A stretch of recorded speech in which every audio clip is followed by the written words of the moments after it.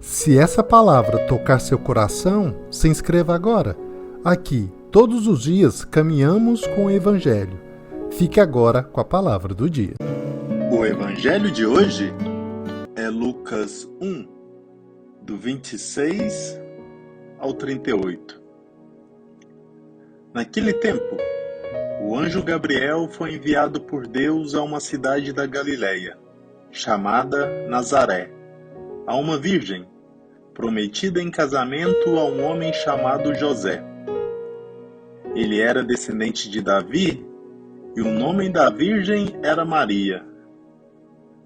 O anjo entrou onde ela estava e disse: Alegra-te, cheia de graça, o Senhor está contigo. Maria ficou perturbada com essas palavras e começou a pensar qual seria o significado da saudação. O anjo então disse-lhe: Não tenhas medo, Maria, porque encontraste graça diante de Deus. Eis que conceberás e darás à luz um filho, a quem porás o nome de Jesus. Ele será grande, será chamado Filho do Altíssimo, e o Senhor Deus lhe dará o trono de seu pai Davi. Ele reinará para sempre sobre os descendentes de Jacó, e o seu reino não terá fim. Maria perguntou ao anjo: Como acontecerá isso se eu não conheço homem algum? O anjo respondeu: O Espírito virá sobre ti, e o poder do Altíssimo te cobrirá com sua sombra. Por isso, o menino que vai nascer será chamado Santo, Filho de Deus. Também Isabel, tua parenta, concebeu um filho na velhice. Esse já é o 6º mês daquela que era considerada estéril, porque para Deus nada é impossível. Maria então disse: Eis aqui a serva do Senhor. Faça-se em mim segundo a tua palavra. E o anjo retirou-se.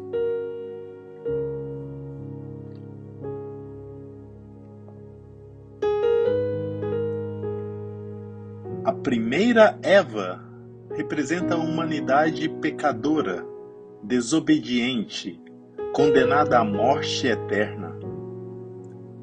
Representa a nossa rebeldia que sofre as consequências naturais da tristeza, da raiva, da angústia, da infelicidade. É o retrato da humanidade sempre fustigada pela serpente que representa o mal. Porém, conforme prometera, Deus escolheu aquela de cuja descendência sairia o Salvador dos homens, porque conhecia as Escrituras e confiava na promessa do Pai. Maria submeteu-se à ação do Espírito Santo e deu o sim para que a humanidade fosse redimida. Por isso, quanto mais meditamos sobre essa passagem do Evangelho, mais nós nos conscientizamos da grande participação de Maria no projeto salvífico do Pai. A ela, o anjo anunciou a chegada daquele que reinaria eternamente segundo o plano de Deus, na vida da humanidade. Maria, a cheia de graça, disse sim a Deus, e por isso é corredentora e colaboradora do Senhor na salvação da humanidade.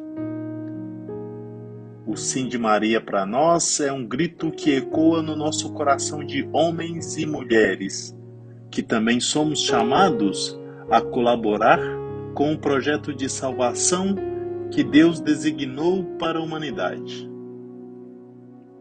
Nós, como Maria, mesmo sem entender muito bem o que poderá nos acontecer, acolhemos a vontade de Deus e contribuímos na realização do seu projeto. Por isso, as palavras que o anjo dirigiu a Maria naquele tempo são dirigidas hoje também a nós, quando somos convocados a colaborar na edificação do reino de Deus. Não tenhas medo, porque encontraste graça diante de Deus. As perguntas de hoje são: você também se sente chamado a colaborar no projeto de Deus para o mundo? Você já entendeu o plano de salvação de Deus para si? Você tem medo de assumir compromissos no reino de Deus?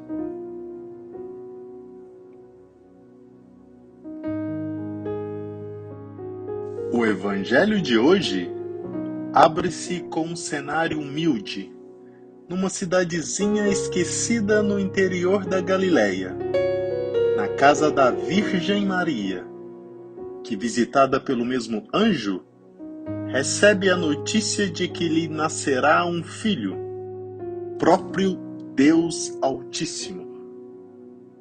De um lado, temos um destacado sacerdote da tribo de Abias, no Templo de Jerusalém. De outro, uma virgem pobre e desconhecida, vivendo numa choupana menos do que miserável. A ambos se dirige o mesmo anjo com a mesma majestade para lhes comunicar os desígnios de Deus.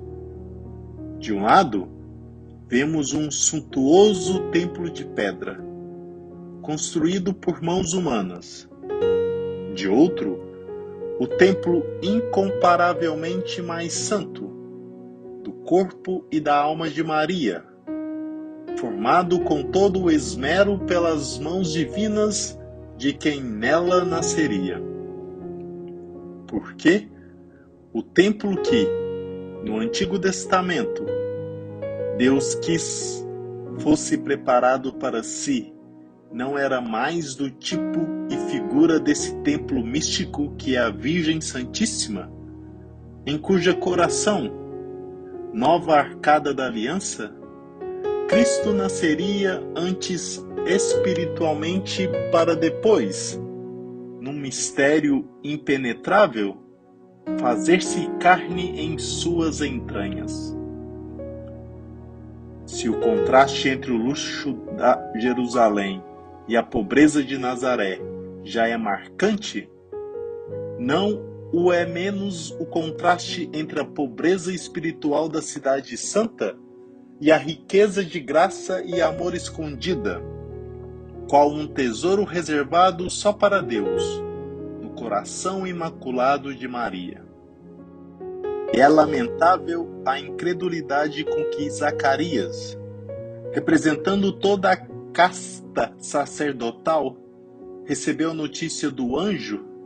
É infinitamente admirável a fé com que Maria deu o sim, a mensagem mais inacreditável que jamais houve. O Espírito virá sobre ti, e o poder do Altíssimo te cobrirá com a sua sombra.